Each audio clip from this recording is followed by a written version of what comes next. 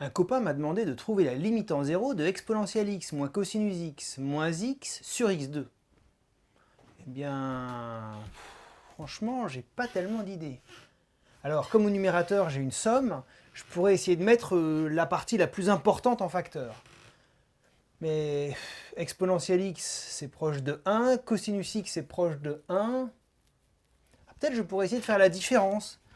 Exponentielle x moins 1 plus 1 moins cosinus x moins x sur x2. Ah, et je reconnais exponentielle x moins 1 sur x, donc ça me donne exponentielle x moins 1 sur x moins 1 sur x plus 1 moins cosinus x sur x2. Ah, mais j'ai encore une forme à déterminer parce que exponentielle x moins 1 sur x tend vers 1. Le numérateur tend vers 0, le dénominateur tend vers 0, j'ai encore une forme à déterminer. Comment faire pour trouver cette limite?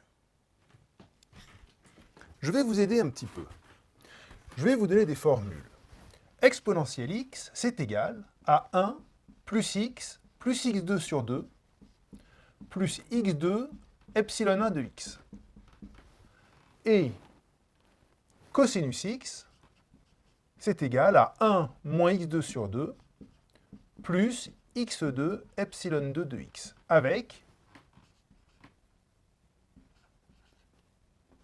limite de epsilon 1 de x quand x tend vers 0 égale 0, et limite quand x tend vers 0 de epsilon 2 de x égale 0.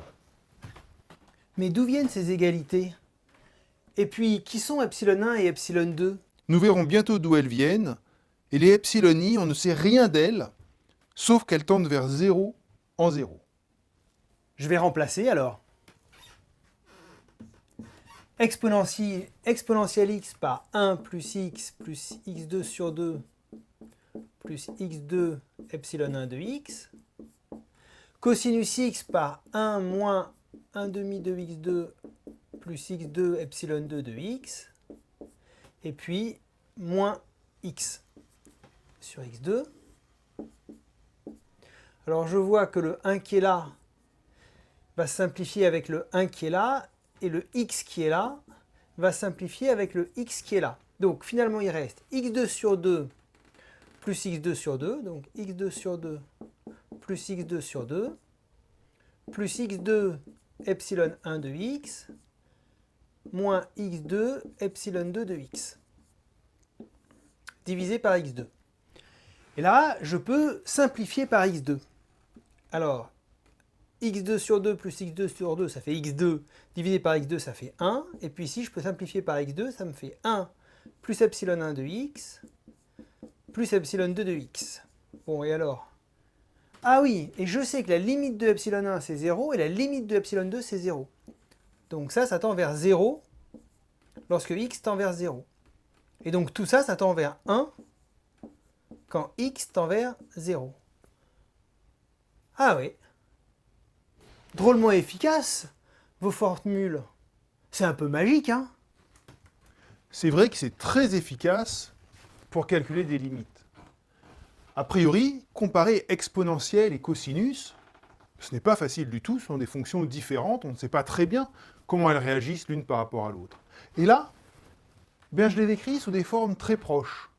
Une constante, plus quelque chose fois x, plus quelque chose fois x2, plus quelque chose fois x3. Ici, je ne vais pas jusque-là, mais l'idée, c'est de les décrire sous une même forme pour pouvoir comparer les deux fonctions, ou les différentes fonctions. Et puis, ce qu'il faut bien voir, c'est qu'on est au voisinage de 0.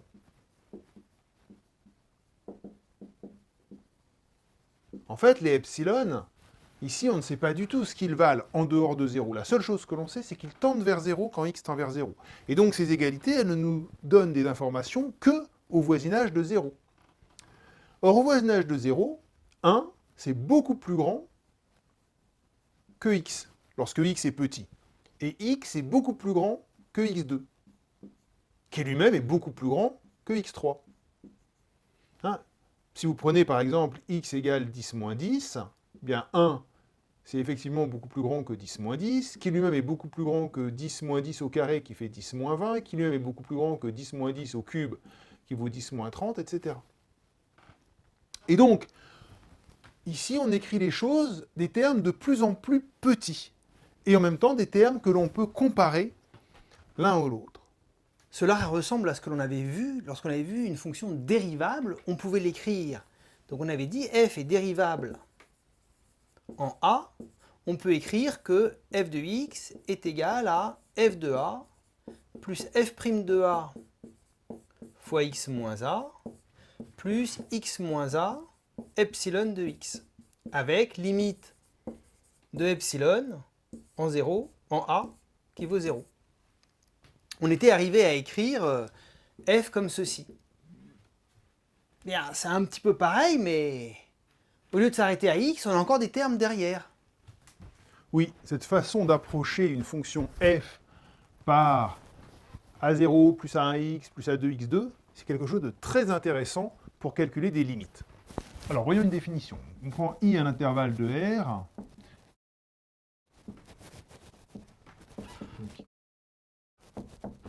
Et f, une fonction qui va de i dans R, n, un entier.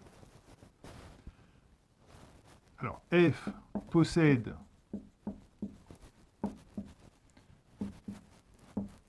un DLN, donc développement limité d'ordre n. Développement limité d'ordre n. Si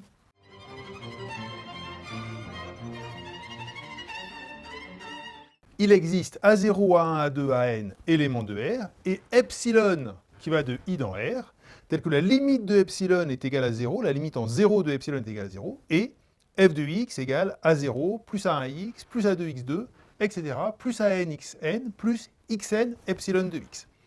Toujours avec cette idée que le premier terme ici, c'est le terme le plus important, sauf si A0 égale 0, mais sinon c'est le terme le plus important. Ensuite, le deuxième terme, c'est le terme A1x, si A1 est non nul, bien sûr.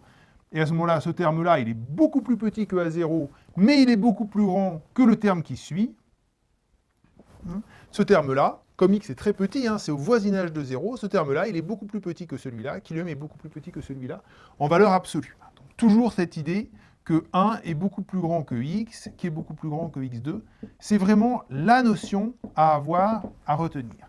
Et puis, il y a une chose importante aussi, c'est que je vous ai dit que c'était l'ordre n, c'est un développement limité d'ordre n, et ce n-là, c'est le n qu'on a devant le epsilon ici. C'est le même n, et c'est lui qui donne l'ordre du développement limité. Et peut-il y en avoir plusieurs, des développements limités d'ordre n? Ah non. Des développements limités en 0, il n'en existe pas forcément. Mais s'il en existe un, il n'en existe qu'un. Et d'ailleurs, ce n'est pas bien difficile. Démontrez-le. Eh bien, pour démontrer qu'il n'y a qu'un seul développement limité, supposons qu'il y en ait deux. Les maths, c'est vraiment chelou. On veut montrer qu'il y en a un, on en prend deux. Mais non, cela n'a rien de louche. Je veux montrer qu'il y a au plus un développement limité d'ordre n en 0. Donc, je suppose qu'il y en a un, j'en prends un deuxième, et je montre que ce deuxième, en fait, il est égal au premier. Et donc, il n'y en a qu'un. Il ne peut pas y en avoir plusieurs des différents. Donc, supposons que j'ai un deuxième développement limité d'ordre n. B0 plus B1x plus xn. Alors, celui-là, c'est pas le même epsilon. Je l'appelle epsilon 1. Et on a limite de epsilon 1 en 0 qui vaut 0. Eh bien, je peux faire la différence de ces deux lignes. Et donc, 0, c'est égal à B0 moins A0 plus B1 moins A1 fois x, plus B2 moins A2 fois x2, etc. Plus Bn moins An x puissance n, plus x puissance n, epsilon 1 de x moins epsilon de x. Si je fais tendre x vers 0, tous ces termes-là, ils tendent vers 0. Et donc, B0 est égal à A0. J'ai montré le premier. Maintenant, j'ai cette égalité. Et ici, je n'ai plus. Ça vaut 0. Donc, je peux diviser par x. J'obtiens 0 égale B1 moins A1 plus B2 moins A2 fois x, plus etc. plus Bn moins An x puissance n moins 1 plus x puissance n moins 1 epsilon 1 de x moins epsilon de x. Et je peux faire tendre x vers 0. Du coup, tout ce que l'on a ici, ça tend vers 0 lorsque x tend vers 0. Parce qu'on a x en facteur partout. Et donc, B1 moins A1 est égal à 0. Et donc, B1 égale à 1. Et donc ça vaut 0. Et donc, je peux diviser par x. B2 moins A2 plus B3 moins A3 fois x plus etc.